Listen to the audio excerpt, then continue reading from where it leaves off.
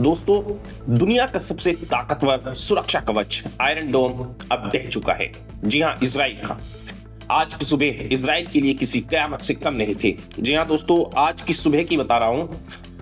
5:55 जब पूरी दुनिया सो रही थी, तब ईरान की घातक मिसाइलों ने इजराइल के उस घमंड को चकनाचूर कर दिया जिसे अभेद्य कहा जाता था। आखिर कैसे फेल हुआ इजराइल के रडार? क्यों नहीं उड़े इंटरसेप्टर? चलिए जानते हैं दोस्तों, एक एक करके खबरें जानते हैं। 2-3 खबरें हैं बड़ी बड़ी, वे मैं आपके सामने रख रहा हूं। तो सबसे पहले जानते हैं कि हाइफा में जी आज सुबह तबाही मची, बिना चेतावनी के गिर गई मिसाइलें। आज की सबसे बड़ी खबर है दोस्तों, हाइफा शहर से आई है। इजरायली सेना आईडीएफ ने खुद स्वीकार किया है कि लोकलाइज्ड फेलियर इन डिटेक्शन की वजह से रडार मिसाइलों को ट्रैक नहीं कर पाए। जी हाँ दोस्तों, जो रडार थी वे मिसाइलों को ट्रैक नहीं कर पाए और बिना सायरन के जो है वे हमले शुरू हो गए। शहर में कोई सायरन नहीं बजा, वहां पर कोई चेतावनी नहीं दी गई। अचानक एक एक करके मिसाइल 7 मंजिला इमारत पर गिरी। जब एक मिसाइल 7 मंजिल इमारत पर गिरी तो वहां पर जो है मलबे से 2 शव निकाले जा चुके हैं और कई लोग अभी भी दबे हुए हैं और रेस्क्यू ऑपरेशन वहां पर जो है वो अभी भी इस वक्त जारी है। आज सुबह की खबर है 5:55 की। और दोस्तों, इंडस्ट्रियल जोन पर भी, जी हाँ दोस्तों, न्योत होवाव इजराइल के अंदर ही है। सिर्फ हाइफा ही नहीं बल्कि दक्षिण में बीर शेबा के पास स्थित है न्योत होवाव इंडस्ट्रियल जोन को भी जो है वो निशाना बनाया गया है।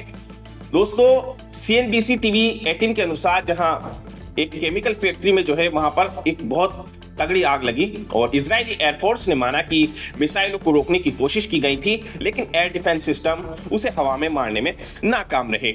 अराद और डिमोना, जी हां, न्यूक्लियर ठिकानों के पास भी हमले हुए। ईरान ने इस बार इजराइल के सबसे संवेदनशील इलाकों अराद और डिमोना को भी निशाना बनाया है।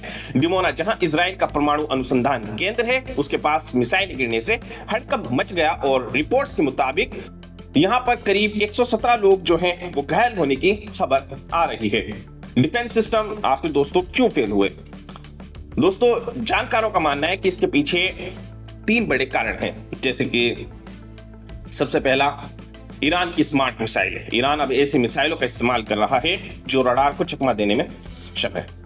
दूसरी दोस्तों, मिसाइलों की बौछार। एक साथ सैकड़ों मिसाइल दागने से आयरन डोम कंफ्यूज हो जाता है। और दोस्तों, तकनीकी खराबी। आईडीएफ खुद इस बात की जांच कर रहा है कि उनके रडार ने इन मिसाइलों को लोकेट क्यों नहीं किया। दोस्तों, इजराइल का ये डिफेंस फेलियर सिर्फ एक तकनीकी खराबी नहीं थी बल्कि इस जंग का सबसे बड़ा टर्निंग पॉइंट है। ये तो इजराइल अपनी नाकामी छुपा रहा है और कुछ नहीं।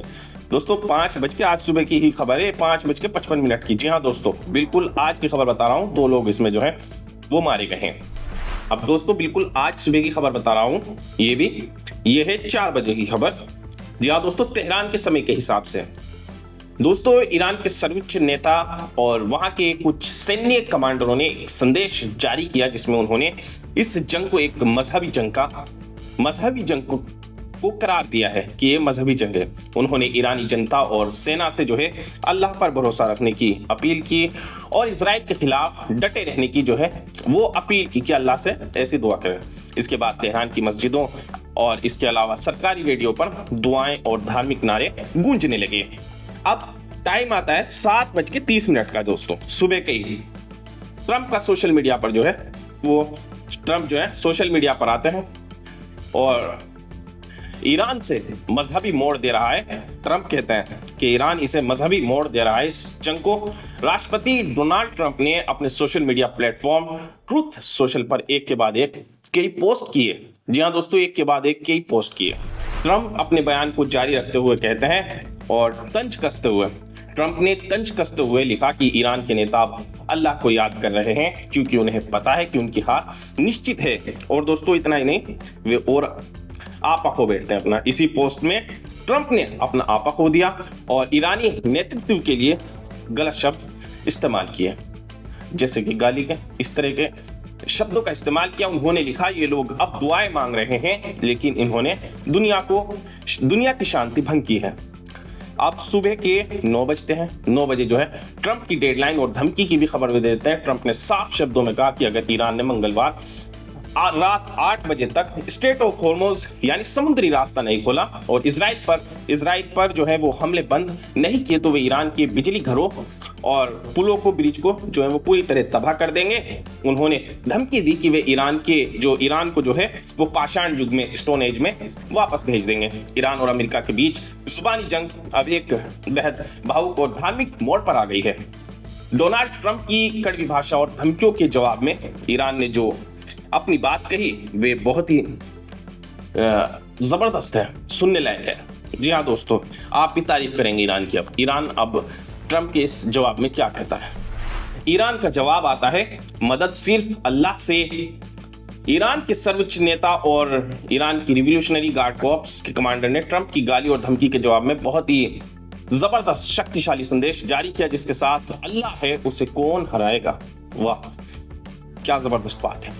सही बात है, ईरान ने साफ कहा कि ट्रंप अपनी मिसाइल और तकनीक पर घमंड कर सकते हैं, लेकिन ईरान को जो है सिर्फ केवल अल्लाह की जात पर भरोसा है। तेहरान से जारी बयान में कहा गया, ट्रंप हमें पाषाण युग में भेजने की धमकी दे रहे हैं, लेकिन वे भूल रहे हैं कि इतिहास गवाह है, जीत हथियारों की नहीं बल्कि हक और ईमान की होती है। अगर अल्लाह हमारे साथ है तो दुनिया की कोई भी ताकत हमें नीचा नहीं दिखा सकती।